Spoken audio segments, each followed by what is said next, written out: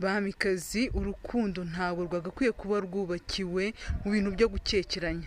Niba umusore akwaprocinze akwegereye akakubwira ati ndagukunda, mubaze icyo agukeneyeho. Mubaze uti se nurankundira iki, urashaka yuko dukundana ngo bigende bite, ugamije iki?